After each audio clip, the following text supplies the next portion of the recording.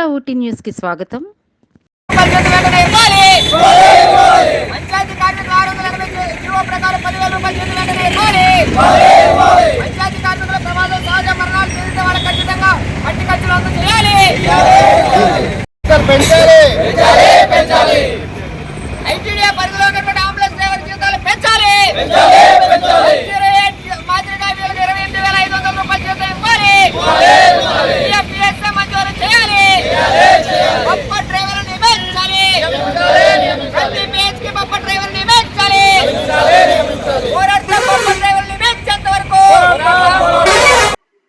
నా పేరు అమర్, ఏఐటీసీ అల్లూరు సీతారామరాజు జిల్లా అధ్యక్షులుగా బాధ్యతలో ఉన్నా. ఈరోజు పంచాయతీరాజ్ కార్మికులు మరియు ఐటీడీఏ పరిధిలో ఉన్నటువంటి అంబులెన్స్ డ్రైవర్ల యొక్క సమస్యల పరిష్కారం దిశగా ఐటీడీఏ వద్ద ధర్నా కార్యక్రమం చేపట్టడం జరిగింది. అయితే పంచాయతీ కార్మికులకు సంబంధించి జిల్లాలో పెద్ద ఎత్తున ఉన్నప్పటికీ కూడా ఈ సమస్యల పరిష్కార దిశగా రాష్ట్ర ప్రభుత్వం గానీ ఇక్కడ ఉన్నటువంటి జిల్లా స్థాయి అధికారులు గానీ ఎవరు కూడా పట్టించుకునేటువంటి పరిస్థితి లేదు. గత ప్రభుత్వం 680 జీవోని తీసుకొచ్చి 6,000 రూపాయల జీతాన్ని కాస్త 10,000 రూపాయలకి పెంచినప్పటికీ కూడా ఈరోజు కోటి ప్రభుత్వం అధికారంలోకి వచ్చి ఇన్ని సంవత్సరాలు గడుస్తున్నప్పటికీ కూడా ఆ జీవోని ఇంప్లిమెంటేషన్ చేసి వీళ్ళ జీతాన్ని పెంచినటువంటి దాఖలు లేనటువంటి పరిస్థితి ఈ రోజు కూటమి ప్రభుత్వం. అయితే ఈ రోజు పంచాయతీల్లో ఉన్నటువంటి గ్రామాలు పరిశుభ్రంగా ఉన్నాయి అంటే కేవలం పంచాయతీ కార్మికులు తప్ప మరొకరు ఎవరు లేరు. అలాంటి దానిని దృష్టిలో పెట్టుకోకుండా ఈ రోజు వీళ్ళ పట్ల నిర్లక్ష్యం చూపిస్తా ఉన్నారు. కరోనా లాంటి విపత్కరమైన సమయాల్లో కూడా ప్రాణాలని పణంగా పెట్టి తమ కుటుంబాలను విడిచిపెట్టి ప్రజల ఆరోగ్యమే మా ఆరోగ్యం అని భావించి వీళ్ళు ప్రాణాలు కోల్పోయినటువంటి పారిశుద్ధ్య కార్మికులు ఉన్నప్పటికీ కూడా ఎక్కడా కూడా భయపడకుండా ఆ రోజు ప్రజాసేవలో భాగమైనటువంటి పరిస్థితి ఉంటే అంత కృషి చేసినటువంటి వాళ్ళు కూడా ఈ రోజు అవసరం అయిపోయిన తర్వాత ఈ రోజు రాష్ట్ర ప్రభుత్వం వదిలేసినటువంటి పరిస్థితి. కాబట్టి పంచాయతీ కార్మికులందరికీ కూడా 680 జీవోని ఇంప్లిమెంటేషన్ చేసి 10,000 రూపాయల తక్షణమే జీతాన్ని ఇవ్వాలని చెప్పి డిమాండ్ చేస్తా ఉన్నాం. అదేవిధంగా ఎంపీడీఓల ద్వారా వీళ్ళందరికీ కూడా గుర్తింపు కార్డులు మంజూరు చేయాలి. ఈరోజు రాష్ట్ర ప్రభుత్వం అయినటువంటి పంచాయతీరాజ్ చట్టం ద్వారా వీళ్ళకి జీతాలు ఇంప్లిమెంటేషన్ చేయాలి. అదే విధంగా ఈ రోజు పిఎఫ్ ఈఎస్ఐ లేనటువంటి పరిస్థితుల్లో ఈ రోజు పారిశుద్ధ్య కార్మికులు ఉన్నారు.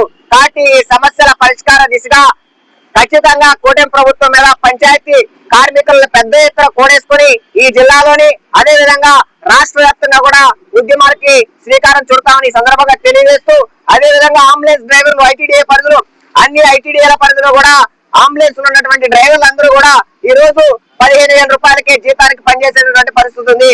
ఈ రోజు 108 లాంటి సర్వీసే ఈ రోజు ఐటీడీఏ పరిధిలో అంబులెన్స్ డ్రైవర్లు కూడా నిర్వర్తిస్తా ఉన్నారు. కానీ ఐటీడీఏ పరిధిలో ఉన్న వాళ్ళకేమో 15,000 రూపాయల జీతం, 108 లో ఉన్న వాళ్ళకేమో 28,500 రూపాయల జీతం ఇస్తా ఉన్నారు.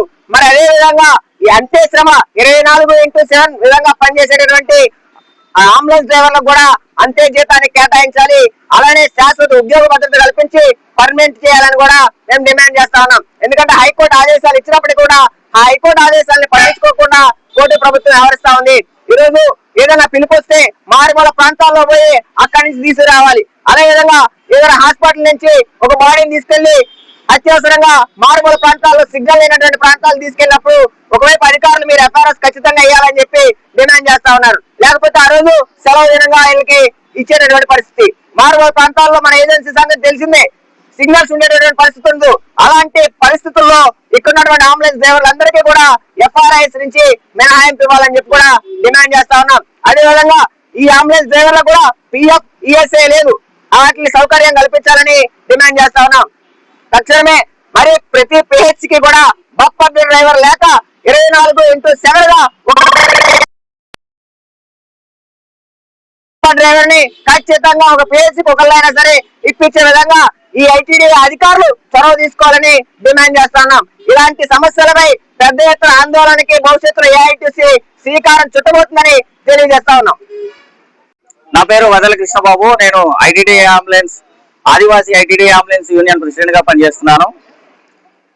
మా సమస్యలు ఏంటంటే మేము గత 10-20 సంవత్సరాల నుండి మేము ఐటీడీఏ పరిధిలో ఉన్నటువంటి ప్రాథమిక ఆరోగ్య కేంద్రాలలో అంబులెన్స్ డ్రైవర్లుగా పనిచేస్తూ ఉన్నాము. అయినప్పటికీ మాకు 15,000 రూపాయల జీతంతోనే మాకు కాలం వెలుపుచ్చుతున్నారు. 3,000 రూపాయల నుంచి 8,000 రూపాయల నుంచి 10,000 రూపాయల నుంచి 15,000 రూపాయల వరకే ఇస్తున్నారు. మాకు ఈఎఫ్ ఈఎస్ సౌకర్యం అన్నది లేదు. మాకు ఉద్యోగ భద్రత అన్నది లేదు. కాబట్టి మేము ఏ మారుమూల ప్రాంతం నుంచి మాకు ఫోన్ కాల్ వచ్చినా సరే, ఐటీడీఏ నుంచి ఫోన్ కాల్ వచ్చినా సరే, ఆ మారుమూల ప్రాంతానికి 10-15 నిమిషాల వ్యవధిలో వెళ్ళి అక్కడ నుంచి పేషెంట్ తీసుకొని వచ్చి ఆ పిహెచ్సిలో నుంచి మళ్ళీ రిఫరల్ చేసుకుని ఏహెచ్సి సిహెచ్సి వరకు మేము తరలించే కార్యక్రమాలు చేస్తున్నాము.